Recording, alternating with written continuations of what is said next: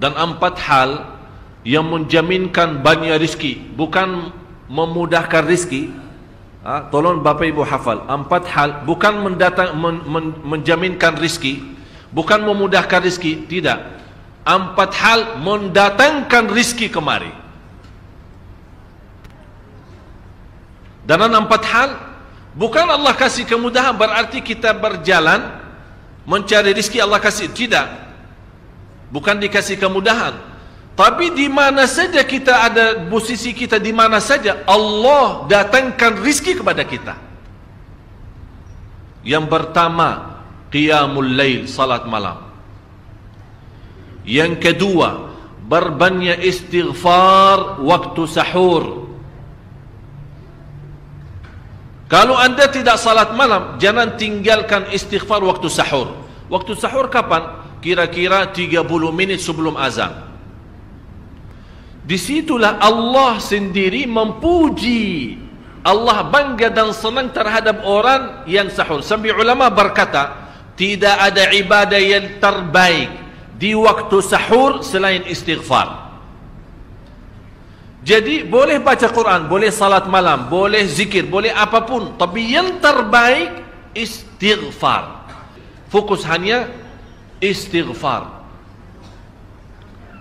Astaghfirullah wa atubu ilaih, termasuk istighfar Allahumma anta rabbi la ilaha illa ant, yang Bapak Ibu tahu sayyidul istighfar, yang terutama, yang paling luar biasa.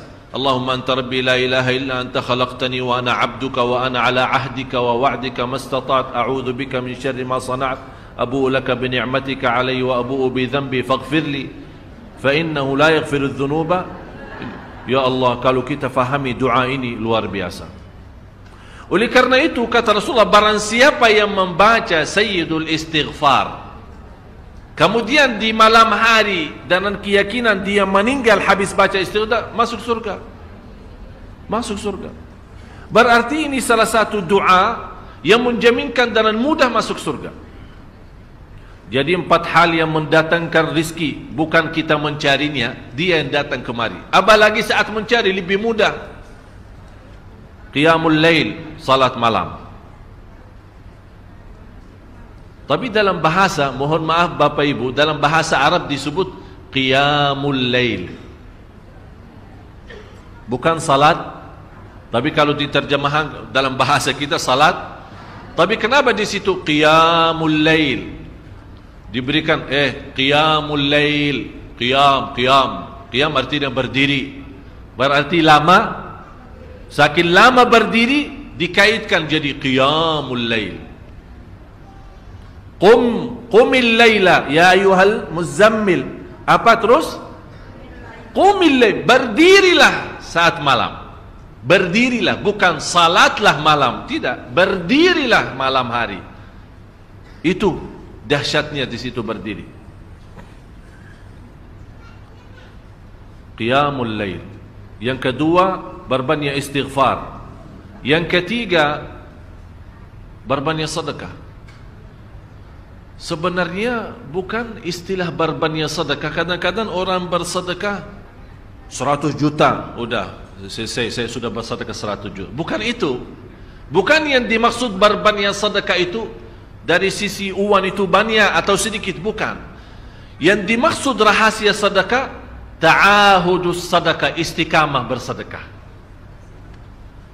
Istiqamah itu tidak menjadi masalah besar maupun kecil, itu tidak menjadi masalah. Karena bagi Allah tidak ada artinya besar maupun kecil, kita tidak memberikan kepada Allah, karena Allah Maha Kaya. Tapi rahasia sedekah itu kita terus menerus sedekah, siang, pagi, malam, siang, pagi, malam, pagi, besok, terus minggu depan, tidak pernah berhenti. Setiap ada kesempatan selalu kita membawa sedekah. Itu namanya ta'ahudus sedekah. Ta'ahud kalau dalam bahasa sebuah janjian, seolah-olah kita ada kontrak kerjasama antara diri dan apa? Dengan sedekah. Itu kata ta'ahud, ahad, berjanjian. Saya berjanji, seolah-olah ada berjanjian antara kita dalam sedekah. Jadi tidak boleh terlepas dari berjanjian, seolah-olah kita menghormati berjanjian. Bagaimana menghormati? Kita terus kerjasama. Kita beri, Allah ganti berkah sedekah. Kita beri lagi, Allah ganti masih terus. Kita beri, masih Allah terus ganti. Itulah dahsyatnya sedekah. Jadi Bapak Ibu, jangan nunggu hari tertentu, bulan tertentu, malam tertentu kita bersedekah. Jangan. Setiap kita merasa ada berita baik, ada berita maupun ada berita buruk yang menyakiti perasaan kita, di rumah tangga kita, anak kita, suami kita, istri kita, apapun, langsung segera sedekah. Disitulah rahasianya. Ikatkan seolah-olah kita sudah membuat perjanjian antara diri dan sedekah.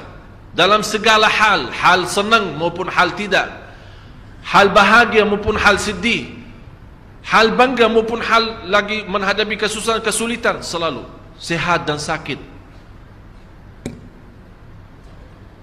Terus yang keempat, zikir, berzikir pagi hari dan sore hari.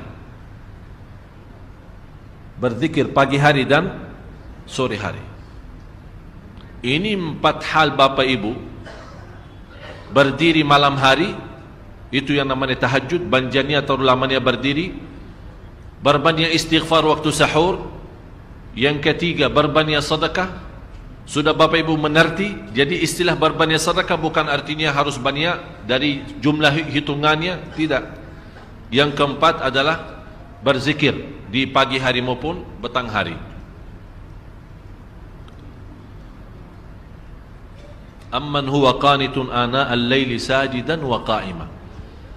Sajidan wa qa'ima. Jadi Bapak Ibu, saat kita berdiri lama, walaupun baca satu ayat, diulangi berkali-kali, walaupun baca surah pendek, tapi diulangi berkali-kali, tidak menjadi masalah. Bapak Ibu hanya hafal qulhu. Qulhu dibaca 3 kali, pahalanya seperti baca Al-Quran 30 juz. Ada seorang salih mengajak kawannya, sudah mendekati subuh, ayo bangun salat malam dan baca sepertiga Al-Quran. Langsung orang itu menjawab, bagaimana saya baca, sebentar lagi mau azan. Bacalah qul huwallahu ahad. Salat malam dan qul huwallahu ahad. Jadi Bapak Ibu, yang saya harap, jangan susah fikir, ya Allah saya mau baca apaan. Tak usah susah fikir. Baca dan nikmati, yang penting nikmati bacaan. Walaupun qul huwallahu ahad setiap hari. Kalau kita pusing baca, Allah tidak akan pusing mendengar. Malah Allah paling senang mendengar bisikan bacaan dan bisikan doa kita malam hari. Allah paling senang mendengar bisikan doa munajat kita malam hari. Itu luar biasa.